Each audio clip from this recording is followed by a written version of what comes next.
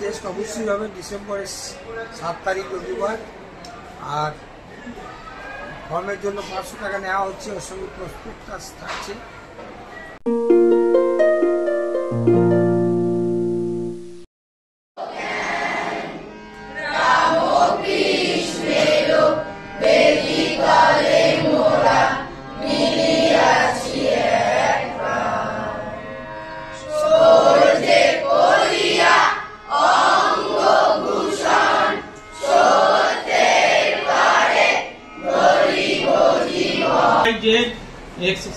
x y square z plus x y z plus কি আছে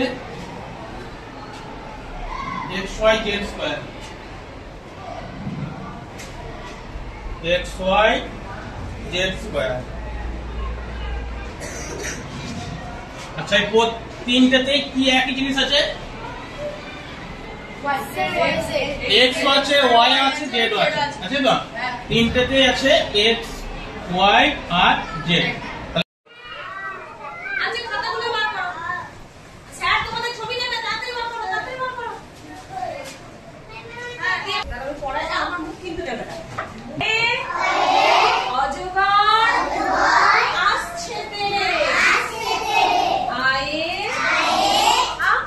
আমি খাবো পেড়ে, হর্ষই ইঁদুর ছানা হয়ে মরে, দীর্ঘই ঈগল পাখি আছে ঘরে, হর্ষ উঠ চলেছে মুক্তি তুলে, দীর্ঘটি আছে ঝুলে, ঋষি মশাই বসেন পূজায়, একটা গাড়ি খুব ছুটেছে। আচ্ছা সকলে দেখো বাঁকুড়া জেলার আয়তন।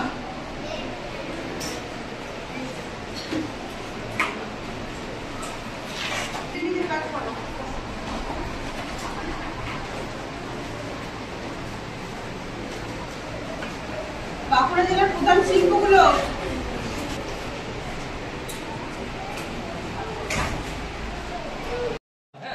গাধা গান মূল থিমটা হচ্ছে আমরা অন্ধ কুসংস্কারকে বিশ্বাস করি। অন্ধ কুসংস্কারকে এখন অনেক গ্রামে গঞ্জে শহরেও অন্ধ কুসংস্কারকে বিশ্বাস করার ফল ভালো নাকি আমরা মানসিক জোর, আত্মবিশ্বাস, অধ্যবসায় এইসবের দ্বারা জয়লাভ করতে পারি। এই জন্য একটা গল্প হচ্ছে গাধা গান। এখানে টাউন স্কুল একটা আর একটা দিকে রয়েছে মিশন স্কুল। টাউন স্কুলের কি হয়েছে না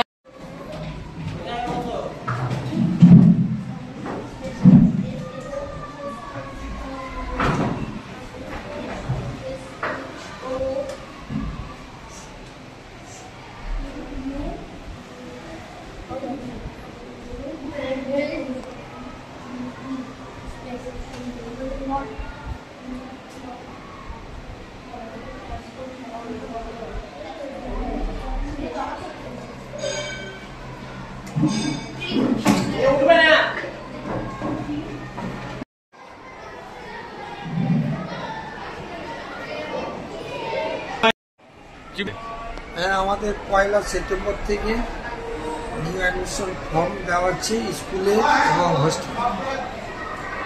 ফর্মের কি ফি বা কি ক্রাইটেরিয়া, ভর্তির জন্য অ্যাডমিশন টেস্ট কি হয়? অ্যাডমিশন টেস্ট অবশ্যই হবে ডিসেম্বরের 7 তারিখ রবিবার। আর ফর্মের জন্য 500 টাকা নেওয়া হচ্ছে, ওর সঙ্গে প্রসপেক্টাস থাকছে। আর নিউ অ্যাডমিশনের জন্য 2000 টাকা অ্যাডমিশন ফি। হোস্টেলের সুবিধা তো আছে, সেখানে কি ছাত্র ছাত্রী উভয়ই থাকতে পারে? না, অনলি ফর স্টুডেন্ট। এই ছাত্ররা থাকবে, ছাত্রীদের কোনো থাকার পারমিশন নেই। আর হোস্টেল খরচ মরচ কিরকম? হোস্টেলে 5000 টাকা খরচা, 3000 টাকা ফুডিং, 700 টাকা হোস্টেল ডেভেলপমেন্ট ফি, 100 টাকা ইলেকট্রিক চার্জ, আর 1200 টাকা all subject tuition fees, total 5000 টাকা। আর খাওয়া দাওয়া মহারাজ কিরকম থাকে ওদের কবার খাওয়া দাওয়া? সপ্তাহে আমাদের বৃহস্পতিবার নিরামিষ থাকে, পোস্ত বা পনিরের তরকারি থাকে, সপ্তাহে 2 দিন মাছ, 1 দিন মাংস আর 3 দিন ডিম থাকে।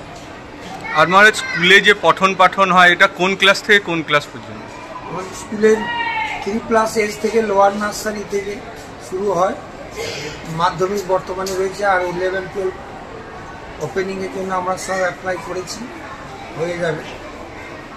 আর এখন স্কুলের স্টুডেন্ট সংখ্যা কত আর তারা কোন কোন জায়গা থেকে আসে? বর্তমানে আমাদের স্কুলের স্টুডেন্ট সংখ্যা 1250-এর কাছাকাছি, আর প্রায় 100টার উপর গ্রামগঞ্জ থেকে আসে। এদিকে চলে যাচ্ছে ইলামবাজার, এদিকে বুদবুদ, এইদিকে আড়া, বামনাড়া, এইদিকে চলে যাচ্ছে মলানদিঘি, শিবপুর, বিভিন্ন দিকে রুট আছে আমাদের, প্রায় প্রচুর গাড়ি চলে। আর ফর্ম কি এখানে এসে নিতে হবে নাকি অনলাইনে? অনলাইনে আমাদের ব্যবস্থা আছে ওয়েবসাইটে, আর নচেত এখানে ডাইরেক্ট এসে নিতে হবে, আর ওয়েবসাইটে নিলেও জমা দেওয়ার সময় এখানে আসতে হবে। আর পরীক্ষা কিরকম হয়, মানে যে ক্লাসে ভর্তি হতে চাইছে তার আগের ক্লাসে সিলেবাস না কিরকম হয়? যে ক্লাসে ভর্তি হবে তার পেছু ক্লাসের, অর্থাৎ যে 1-এ ভর্তি হবে তার কেজি ক্লাসের পরীক্ষা নেওয়া হবে, যে 4-এ ভর্তি হবে তার 3 ক্লাসের সিলেবাসের অনুযায়ী পরীক্ষা নেওয়া হবে। বিশেষ করে অঙ্ক, ইংরাজি, জেনারেল নলেজ, এর উপরই আমাদের পরীক্ষা নেওয়া হবে। এটা কি প্রসপেক্টাসে লেখা আছে? হ্যাঁ, সিলেবাসটা প্রসপেক্টাসে সব দেওয়া আছে, বিশেষ কত নম্বরে পরীক্ষা হবে সবই ডিটেলস দেওয়া আছে। আর পরীক্ষা মোটামুটি কোন সময় করে হবে?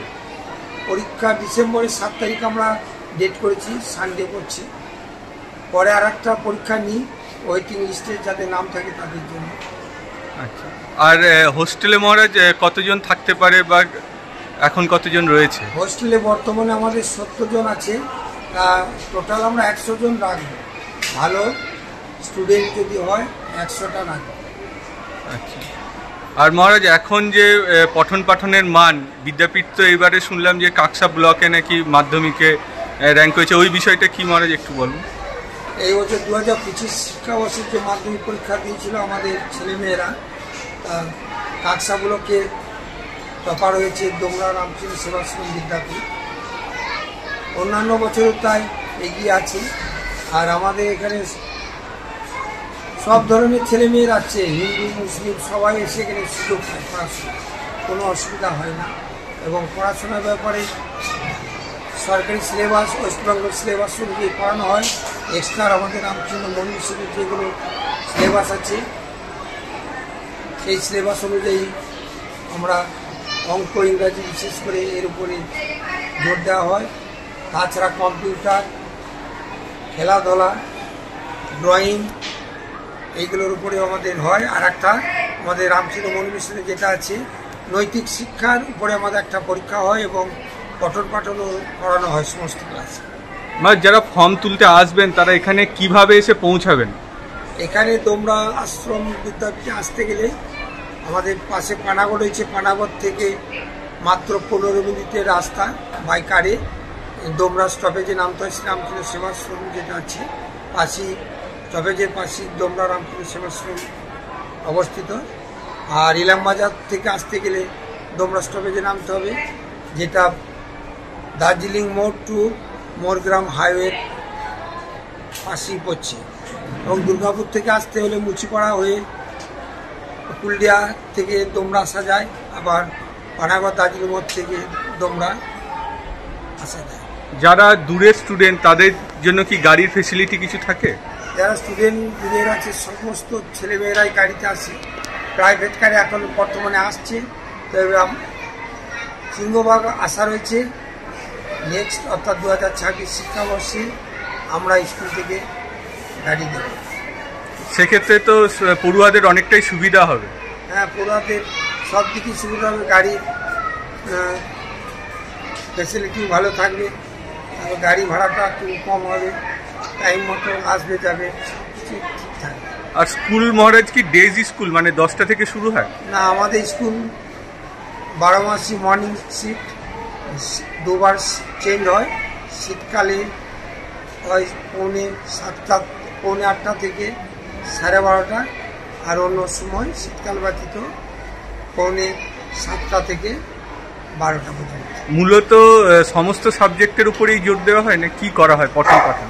সমস্ত সাবজেক্টের উপর জোর তো দেওয়া হয়, আর শত ইংলিশ এবং ম্যাথের উপর বিশেষ করে জোর দেওয়া হয়। এক্সট্রা রেফারেন্স বুক পড়ানো হয়। আলাদা কিছু মানে পশ্চিমবঙ্গ সরকারের যে সিলেবাস রয়েছে তার সঙ্গে আলাদা কিছু আরো পড়ানো হয়? হ্যাঁ, এক্সট্রা সিলেবাস বাদ দিয়ে এক্সট্রা বই পড়ানো হয়, বিশেষ করে অঙ্ক, ইংরাজি দুটো। ঠিক আছে। হ্যাঁ, গৃহস্থ মানুষেরা, দেখো গ্রামে গৃহস্থ মানুষেরা ভাড়া নিবে।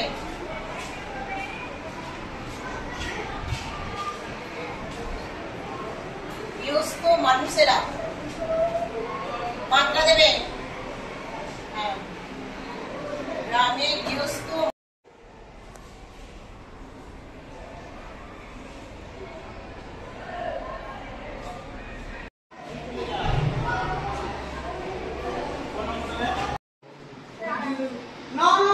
একটা সেপারেটারি ফুলেল, যার মাধ্যমে আমাদেরকে স্যার একটা মিশ্রণ করে দিয়েছে জল এবং কেরোসিন, সেটা পৃথকীকরণ করবে।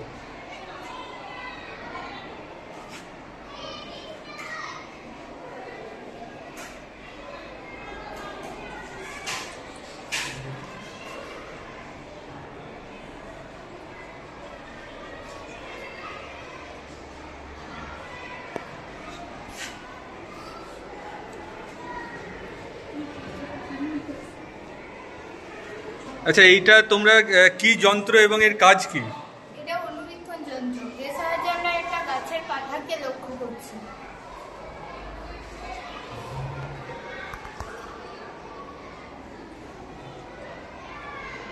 তোমার হাতে এটা কি রয়েছে? এটা একটা সুর সলাকা, এটা রাবারের আঘাত করলে এটা কম্পনের ফলে আওয়াজের সৃষ্টি হয়। তো দেখাও একটু, কম্পন অনুভব করছো? নিউটনের বর্ণশক্তি ঘোরালে সব রঙগুলি মিলিত হয়ে সাদা রঙ সৃষ্টি হয়। তোমার নাম কি? সামান্য কোন ক্লাসে পড়ো? নাইন। তোমার হাতে একটা যন্ত্র রয়েছে দেখছি, এটা কি যন্ত্র? এই যন্ত্রটির নাম স্ক্রু গেজ, এর সাহায্যে এই বস্তুটি বেগ পরিমাপ করা হয়। ঠিক, তোমার নাম কি? কল্যাণ গোস্বামী। তুমি এটা কি দেখছো? আমি এখানে মানবদেহের স্নায়ুতন্ত্রের বিভিন্ন অংশগুলি পর্যবেক্ষণ করছি, যেমন স্যার এটি হলো মানবদেহের কেন্দ্রীয় স্নায়ুতন্ত্র। বেশ, তোমার নাম কি আর তুমি কোন ক্লাসে পড়ো? পাল ক্লাস 9-এ পড়ি।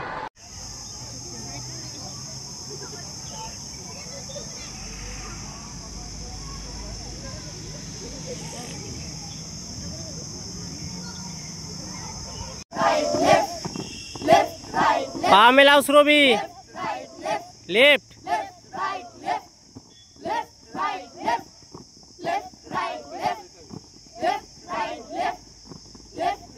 দাঁড়িয়ে যাও একবার, কন্টিনিউ।